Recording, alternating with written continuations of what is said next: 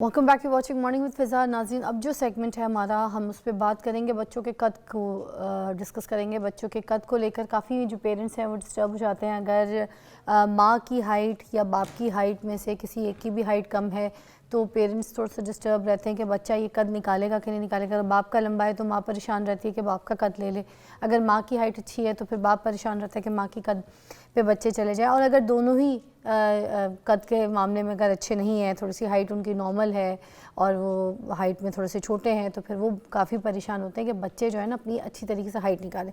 ये तो आ गई इनहेरिटेड प्रॉब्लम्स। उसके अलावा कुछ ये भी इश्यूज़ होते हैं कि parents are like if you see normal height के होते हैं, मगर उनके बच्चे जो हैं वो उस हाइट पे नहीं निकलते और उनके कद रह जाते हैं। पर वो ख़ानदान में कोई लोग ढूंढ रहे होते हैं कि चाचा शायद कद का छोटा था, या कोई फूफी या कोई दूर की खाला उनका कद छोटा था तो मेरी बेटी का कद उन पे गया है। अब इतने दूर के रिश्तों से जो हम मिला के कद छोटे की बात कर देते हैं, वो ये हम नहीं सोचते कि शायद हमसे कुछ गलतियाँ हुई हैं, कुछ ऐसे न्यूट्रिएंट्स, कुछ ऐसी डाइट, कुछ ऐसी एक्सरसाइज, कुछ बच्चों के अंदर किसी चीज़ की, वाइटामिन्स की, किसी चीज़ की कमी हो रही थी, क्या हो रही थी जो हम कभी एड्रेस नहीं कर पाते, हमें पता नहीं चलता और उसके बाद हम उनको वैसे ही छोड़ देते हैं और हाइट जो है बच्चों की रह जाती। तो आज इसके ऊपर इम्पॉर्टेंट बात करेंगे कि बच्चों की अमूमन हाइट किस एज से बढ़ना शुरू हो जानी चाहिए और किस एज तक जो हाइट है वो बढ़ती है, उसके बाद नहीं बढ़ती। सारी चीज़ को डिस्कस करेंगे। हम हमारे साथ रहिएगा। हमारे पास मौजूद हैं डॉक्टर वजीहा, एजुकेशन है and she is very famous, बहुत काम कर रही हैं और अपनी फील्ड में बहुत लोगों के लिए खिदमात सर अंजाम दे रही हैं। आज बच्चों की हाइट के ऊपर बात करेंगी स्पेशली, तो हमारे साथ मौजूद हैं। अस्सलाम वालेकुम। अस्सलाम वालेकुम फ़िज़ा। जो आपने एक बात कही, मैं सबसे पहले आपसे एक बात कहूँ कि आपने बात की कि बच्चों का कद छोटा रह जाता है, तो मैं सबसे नाज़रीन से भी पूछना चाहूँगी, कद छोटा रह जाता है तो क्या होता है?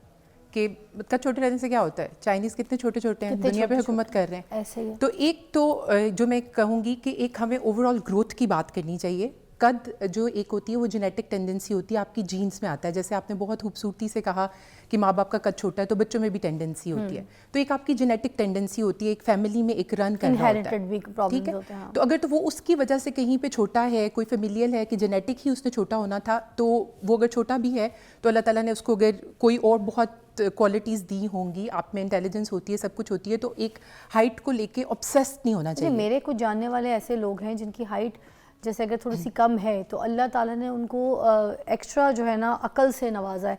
वो ज़्यादा शार्प हैं, वो ज़्यादा होशियार हैं, वो ज़्यादा एक्टिव हैं, वो ज़्यादा काम करते हैं और उनका जो एक रोज़ का लाइफस्टाइल है, लाइफ सर्कल है, वो हम सबसे ज़्यादा तेज़ और एक्टिव। बिल्कुल, क्योंकि ये बात मैंने इसलिए किया क्योंकि एज अ फीमेल पीडियाट्रिशियन मेरे पास जब कई बार पेरेंट्स लेके आते हैं तो वो अपनी बच्ची के सामने ही, जो कि एक 10 ईयर्स की 11 ईयर्स की बच्ची होगी, वो कहेंगे डॉक्टर साहब इसका कद छोटा है।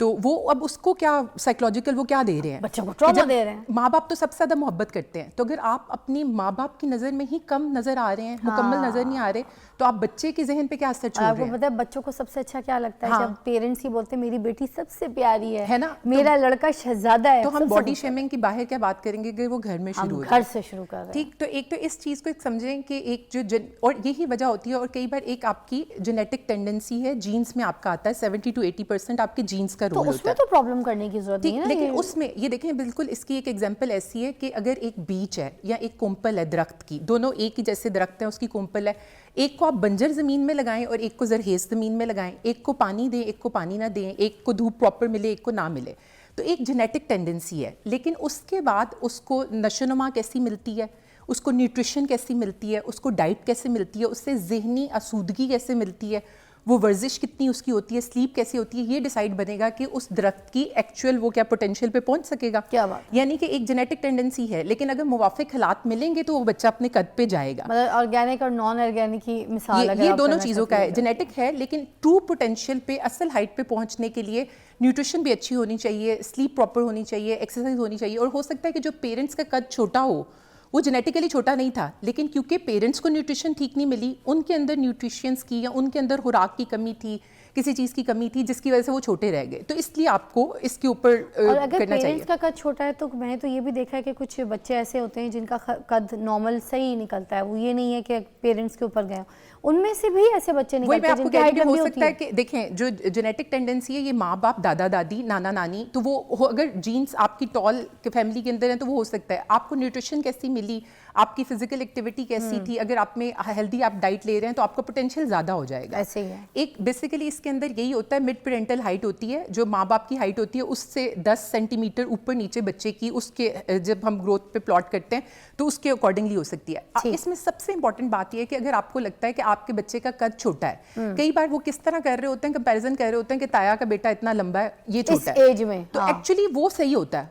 वो ताया का बेटा ज्यादा लंबा निकल गया, ये बिल्कुल ठीक है। तो पहले आपने देखना है कि जो कद छोटा आप कह रहे हैं वो वाकई ही कद छोटा है। तो वजह हमें पता कब चलेगा, किस एज से हमने नोटिस करना है, एड्रेस करना है कि हमारे बच्चे की हाइट जो है वो बढ़ नहीं रही है, कब शुरू करना है? अच्छा, इसको बहुत सिंपल जो आम बंदे के लिए एक मैं कह देती हूँ कि एक चीज़ तो आप याद रखें कि अगर आपका बच्चे का कद आपको लगता है ठीक नहीं है तो उसके वजन को देखें।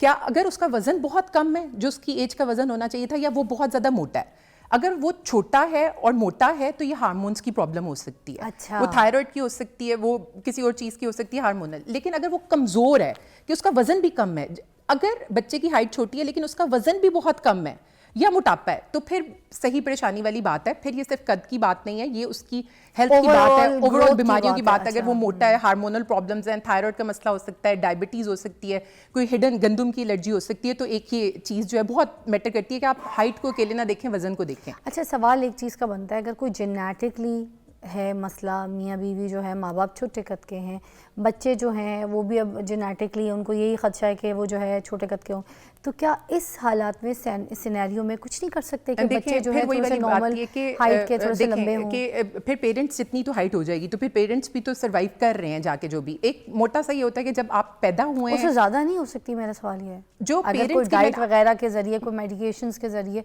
क्या हाइट को थोड़ा सा बढ़ाया जा सकता है? मैं अब आपको इसका बताती हूँ कि एक जो पहले, जिसको आपने पहले भी सुना होगा कि 1000 डेज जो होते हैं माँ के पेट से लेके पहले 2 साल तक, ये बड़े इंपॉर्टेंट होते हैं ग्रोथ के लिए, न्यूट्रिशन वगैरह अगर इसमें एडिक्वेट मिलती है।